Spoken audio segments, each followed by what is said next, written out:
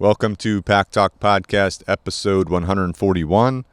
Today I'm going to be giving you some leash reactivity solutions for dog owners. We're covering understanding leash reactivity, assessing your personal dog, some training tips that you can utilize, application of training, and realistic expectations and timelines for working on your leash reactivity.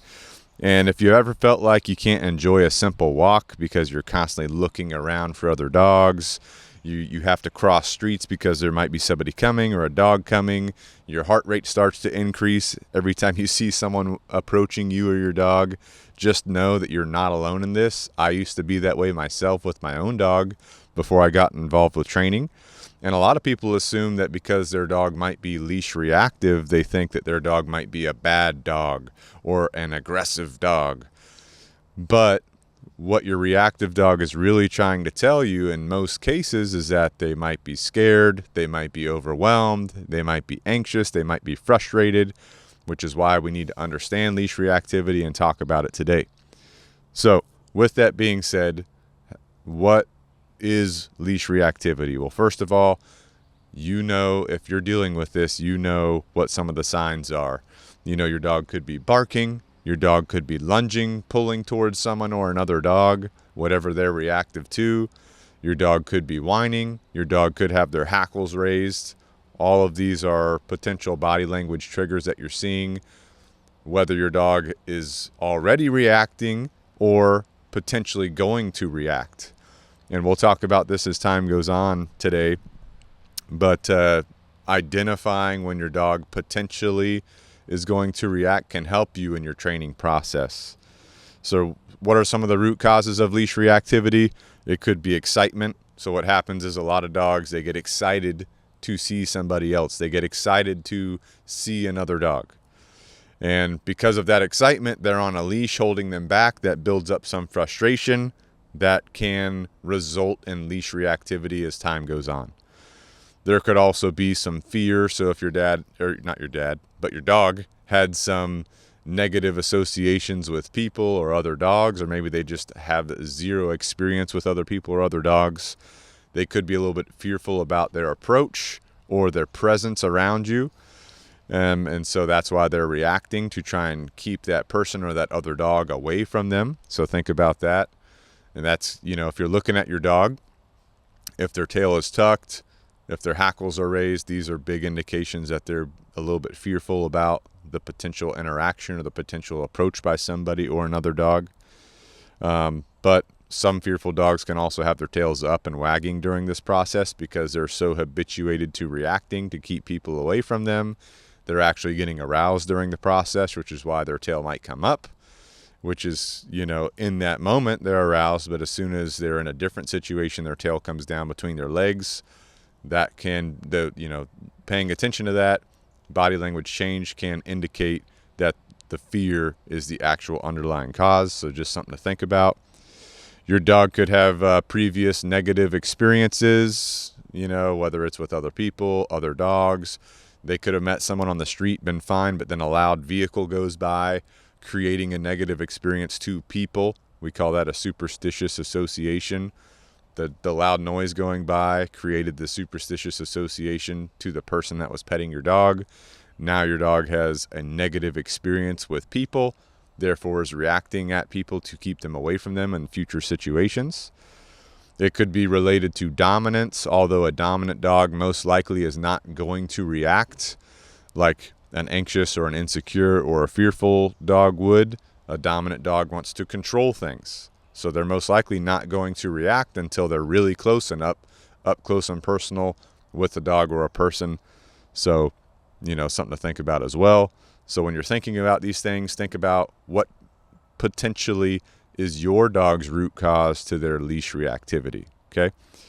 The number one mistake most people make when it comes to leash reactivity is, there's actually two things. One, they're either rewarding or reinforcing the reactivity, but they don't mean to do that. So their dog starts to react and they say things like, it's okay, right? They keep trying to walk or they stand there petting their dog. They're inadvertently rewarding that reactive behavior, which makes it stronger. The second thing would be improper corrections that haven't been taught the right way. So somebody that thinks they're a dog trainer or somebody that thinks they know how to work with dogs, they decide to start correcting a dog for leash reactivity, and that just makes the reactivity worse because you're not really addressing the root problem. So those are the biggest mistakes that people are making.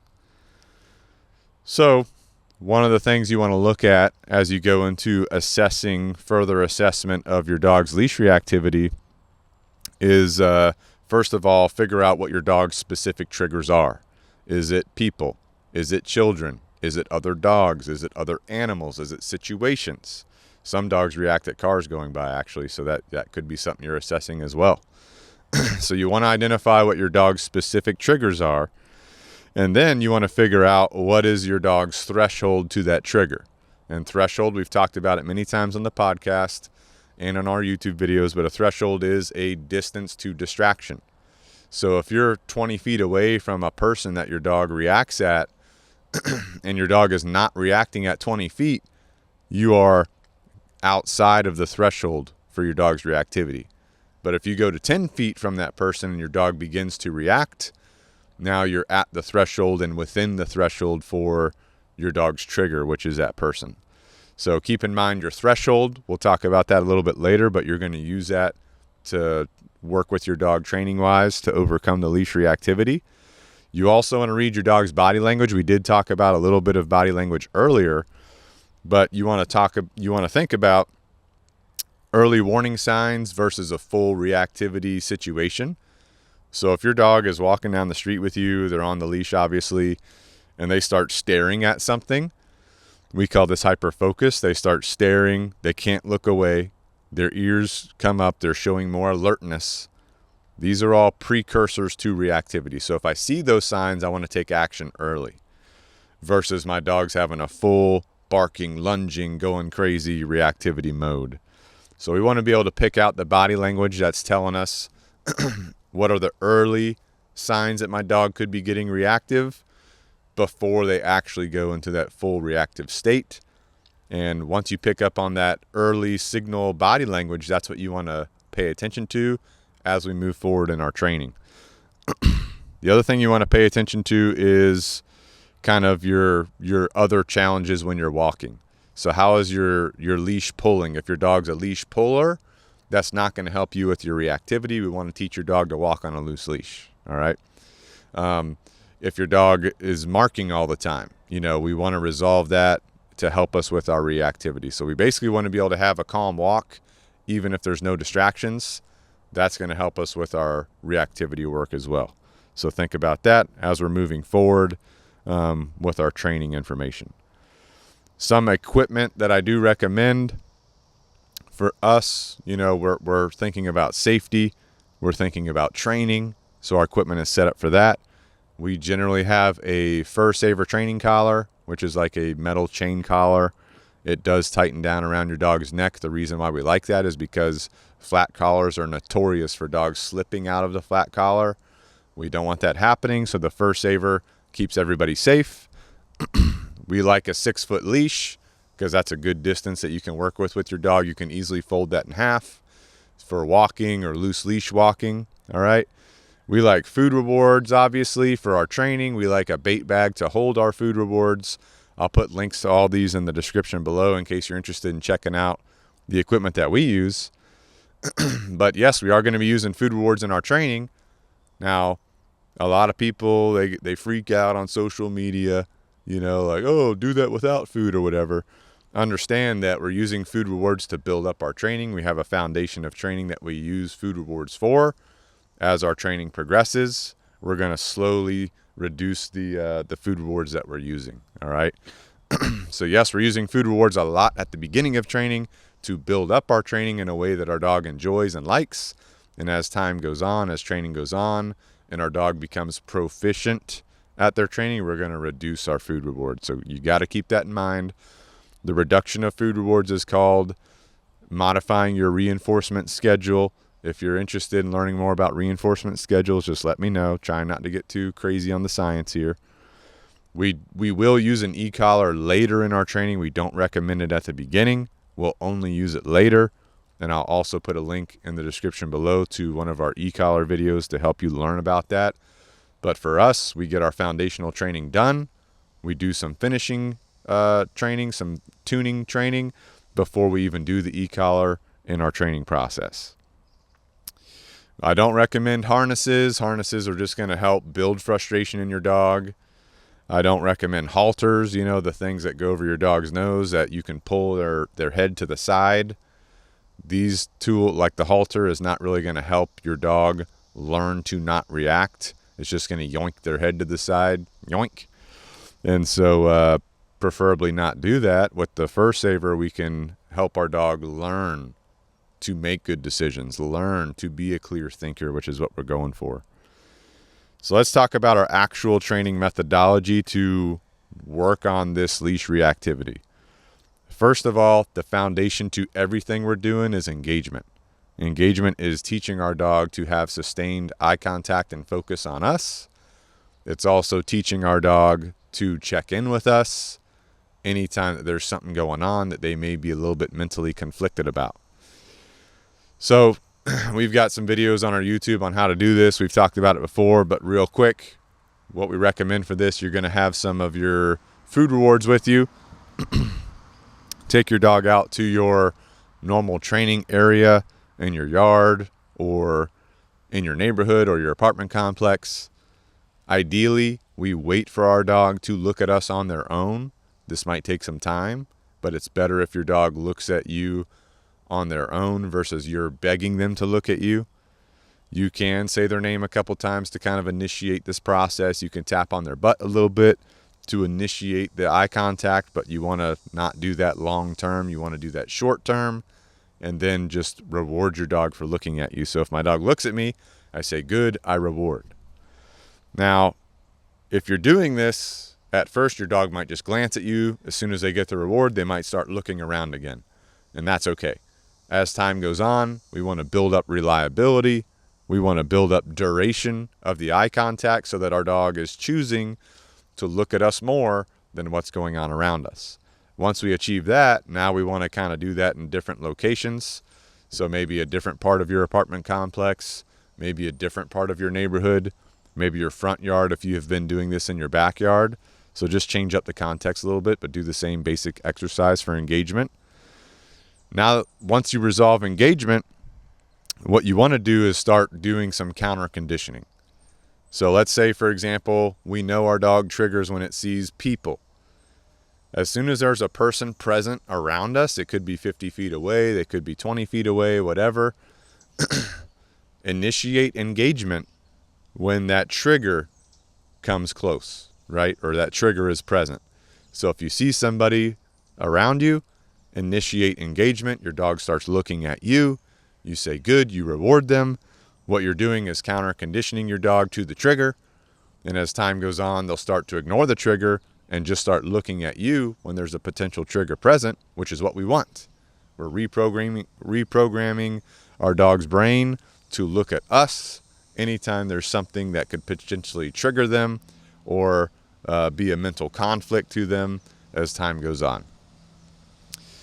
If you're struggling with this, keep in mind that thresholds are of great importance. So don't forget that a threshold is a distance to distraction. So if you're getting approached by a trigger and your dog can't look at you, they can't engage with you, now it's time to increase your threshold. So get further away from the trigger. Work on your dog's engagement, work on their eye contact at, beyond the threshold of the trigger.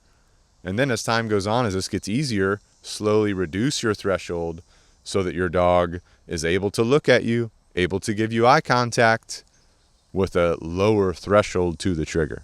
I hope that makes sense. All right, so now that we've covered our main training methodology, don't forget that's going to be your foundation as time goes on, right? You're going to want to improve upon that. Maybe look into e-collar conditioning. Like I said, we'll have a video in the description below on the way we do that from our YouTube channel.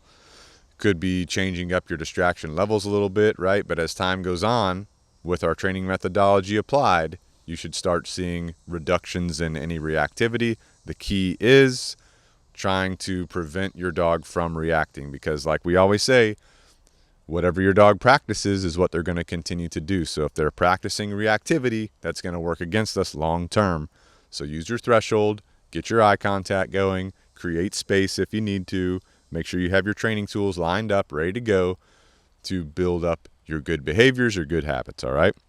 So how can we implement this very easily as we're progressing, right? So first of all, if this is becoming easier, we're having less reactivity, or if we're having a little bit of a sticking point, we could try to create some controlled training situations with a friend and their dog. Let's say our dog reacts at dogs, maybe get a friend and their dog, have them come to a certain location, have them at a distance to help you work on your threshold. If they're doing the same things, doing their eye contact, right, getting their dog to pay attention to them, you guys can both do this together at your threshold, slowly reduce your threshold, then take a walk together, right? And if the dogs start to pay too much attention to each other, get them refocused on you with your engagement work, all right? Also, as you're progressing, we want to slowly progress. We want to start with low trigger areas and then slowly move to more congested areas if that's your goal. Some people just want to be able to walk through their neighborhood without a problem.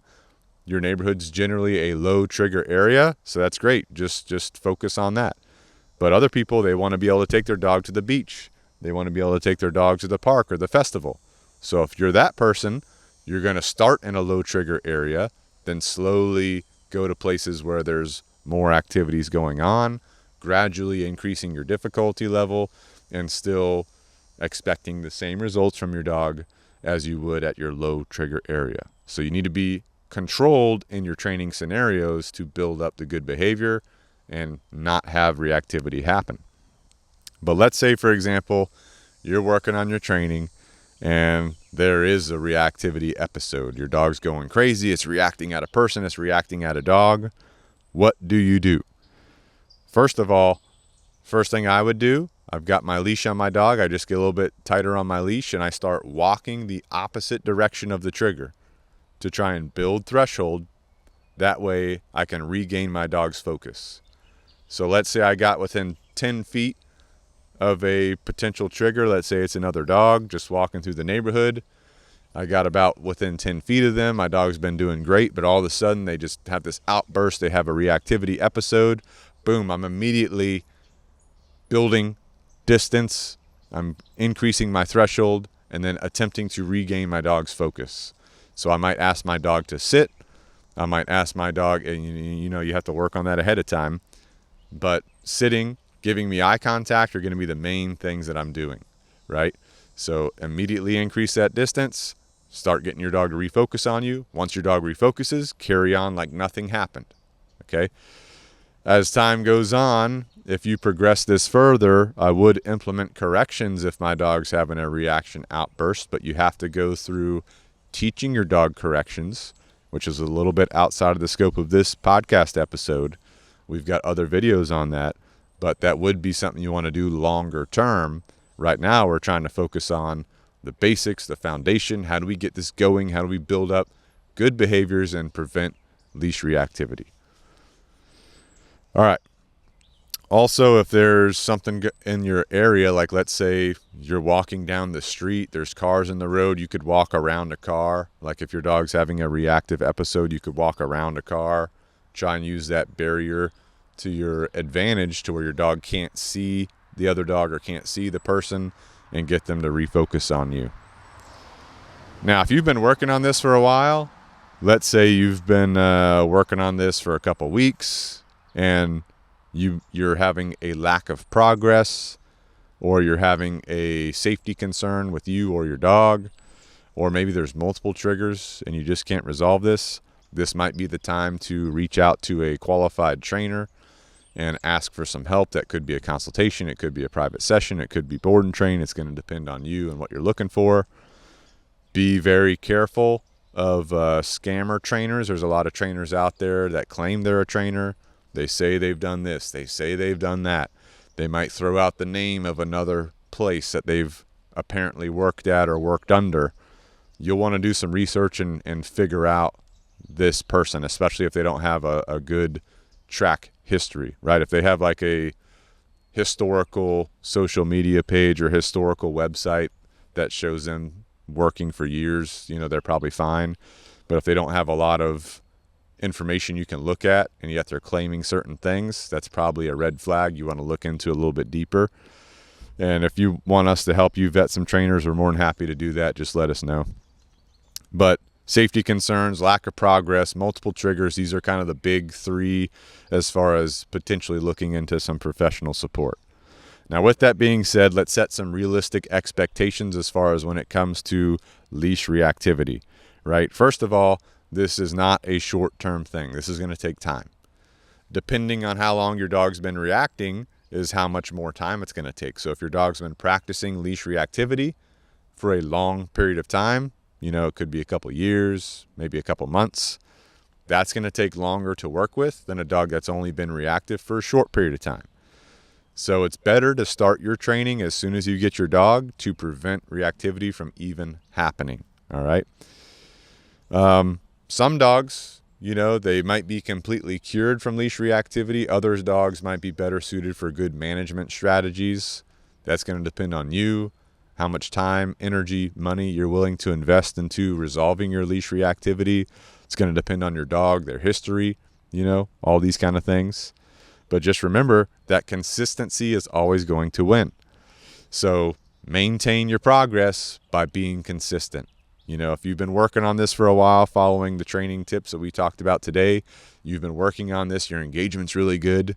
You can walk through your neighborhood relatively easily. Sometimes you got to walk across the street or build some thresholds, work on your engagement. That's great, right? But be consistent. Try not to let your dog react, because whatever they're practicing is what they're going to continue to do, right? So pay attention to that. Understand that you need to progress very slowly, right? Have increments to your progression, step by step, get to where you want to be, right? So with that being said, just to kind of circle back, remember that reactivity is typically going to be, fear. There could be your dog being overwhelmed, your dog being anxious, right? And that's resulted in reactivity. Could be negative association. You can have a dominant dog that's being reactive, but that's less likely because dominant dogs, they want to control things. They generally don't need to react at things, but sometimes they will, especially if they're closer. Distance, your threshold, your distance to distraction is going to be your best friend when you're working on your reactivity. You want to pair that with your engagement work, make your engagement really high. That way you can manage your thresholds and still get good eye contact from your dog. That's going to be a game changer in overcoming your reactivity, right? Consistency is key. And make sure that if you're feeling overwhelmed, right, you have safety concerns, you have multiple triggers, you have a lack of progress, this might be the time to reach out to a professional trainer. So I hope you guys got some good information out of these leash reactivity solutions. This definitely can be super challenging to accomplish with your dog. But if you can be consistent, you will see results. Every dog can improve if you take the proper approach. Unfortunately, like I said earlier, there's a lot of people out there calling themselves dog trainers or saying they can train your dog or this or that. We at Canine Revolution Dog Training, we've had to basically retrain a bunch of dogs that went to trainers that didn't really know what they were doing or didn't handle it the wrong way or just didn't have enough experience. And that's what we do, but you can kind of save yourself some money by having a good investment in training versus, trying to, cut corners or go with somebody that charges less money and doesn't have really the experience that they need for this type of situation or is not willing to put in the work. So just think about that. If you guys want us to help you, want us to help you vet trainers, you want some coaching, we do virtual coaching, so we're more than happy to hop on a call and provide you with specific protocols for your dog, because as you're working on your leash reactivity, there might be things popping up for your dog in particular that don't happen to other dogs that might need some tweaking that we can provide expert guidance on. So feel free to reach out to us at the link in the description below, Canine Revolution Dog Training. We're more than happy to help. I hope we get the chance to work together at some point. And if we have worked together, thank you for your trust in our team and look forward to seeing you again soon. We've also got Canine Revolution apparel. So if you're on Amazon. Go to Amazon, get you a Canine Revolution logo shirt. It's about to be Nice Pitties Month, right? Breast Cancer Awareness Month. So go grab you a Nice Pitties shirt. Wear that for Breast Cancer Awareness Month coming up. Even if it's not Breast Cancer Awareness Month, just get you a Nice Pitties shirt. I'm telling you, they're good. We got cold weather coming up. It's currently September 2025, so it's about to be cold in the coming months. So go ahead, grab you a hoodie, grab you a jacket, grab you a beanie. That way you're ready for that. If you have kids, if you know kids, even if you're not a kid, maybe you're an adult, you like coloring, go to the link below, get the I Love Dogs coloring book, official Canine Revolution dog training coloring book. That way you can, de-stress. And coloring feels good, right? You can cut the pages out, put it on your wall, feel good, right? Don't forget, if you want your dog to have the optimal nutrition, go to the link below. We Feed Raw, the optimal raw diet for your dog. If you got basically two options, you got the freeze-dried raw, which just comes in bags. You scoop it out like you would kibble, but it's way better than kibble, obviously. Then you got the actual raw patties, right? And these are muscle meat, organ meat, bone broth, infused with vitamins and minerals that your dog needs, balanced out for your dog. Get that for your dog, put it in their bowl, good to freaking go, right? You won't regret switching to a raw diet or incorporating raw in your current diet. Let's say you have some budgetary concerns, you can't go full raw, then get the freeze-dried raw, sprinkle it over your kibble, right? At least get some raw going. I'm telling you, the benefits are crazy when you start doing that, right? Unfortunately, I got some bad news. Our supplement partner, Canine Super Supplements, they have amazing supplements. We just got word that they're actually shutting down. Very unfortunate. Just came out of nowhere. Apparently, the owner has been extremely busy. Apparently, he's running some multiple businesses, and he's got to shut down Canine Super Supplements because he doesn't have the time to put into it anymore. And that's just, if you're a small business owner, you know the demand that you have to run your business, take care of people, market, advertise, all the things you have to do as a small business owner. It really can be difficult at times. So understand where he's coming from, but I hate to see Canine Super Supplements shut down. But unfortunately, they're not shipping out supplements anymore. So we got to find something else. We got to get some more supplements going. I mean, getting on the raw is going to help you not need supplements, right? But we'll have to see what we can do here. If you need toys for your dog, Monster Canine Toys, we got a link to their Amazon page in the description below. They have a guarantee that if your dog destroys their toy, they will replace it. So check out Monster Canine Toys. They got some really cool toys out there, all made in America too. So 100% on that, right? Good to go. Last but not least, for you, the human, we've got Jocko Fuel. Also, you can use Jocko Fuel with your dog. So I'm already thinking, that weight gainer supplement that we used to get from Canine Super Supplements. Milk. Just give the dogs milk, dude. Get them on that weight train, right? Milk is protein powder. They've also got milk cookies. They've got milk ready to drink. So if you need protein, which you do, get some milk. I have one milk shake every day as part of my overall meal plan. I'm not going to go into the details of my meal plan unless you want me to. I can if you want me to, let me know. But the fish oil is a big one. So you need those omega-3s. My personal dog, Bane, we recently did another checkup at his cardiologist, Dr. Jake Jacobson, who's been on the podcast as well. And he has some very low-level arrhythmias. So Dr. Jake said, hey, increase the fish oil. So now we got him on double dose fish oil a day. We've got another checkup coming up in another couple months. Everything else is looking good, right? We did our internal medicine scan for cancer like we talked about with Dr. Rosetto, right? So, the fish oil, we're using Jocko Fuel fish oil for me and for my dog Bane. Yes, they can have the Jocko Fuel. And I did the full comparison because there's some fish oils that the cardiologist community recommends, and I did the price comparison versus what it provides, and the Jocko Fuel is better, obviously. It's obviously better. Told Dr. Jake, right? I told him, get on that Jocko Fuel. So I definitely recommend getting on the milk, getting on the fish oil, and one other thing, creatine, right? That's going to be a hard hitter for you. It helps your cognition. It helps your strength, helps your muscle building. It helps everything. You feel better. You're ready to get after it. So check that out, jockofuel.com. All these places I just mentioned, if you use the discount code Canine Revolution, you get a percentage off. Don't forget, leave us a review on your favorite podcast platform. I've been seeing you guys leave reviews on Spotify, Apple Podcasts. Thank you so much for doing that. It really helps get the podcast out there more to educate more people, and slowly getting that Pack Talk Podcast YouTube channel going. So if you want the video versions of the podcast, go to the Pack Talk Podcast YouTube channel, watch the video. Let me know what you guys need to hear in the future. And until next time, this is Pack Talk Podcast. Out.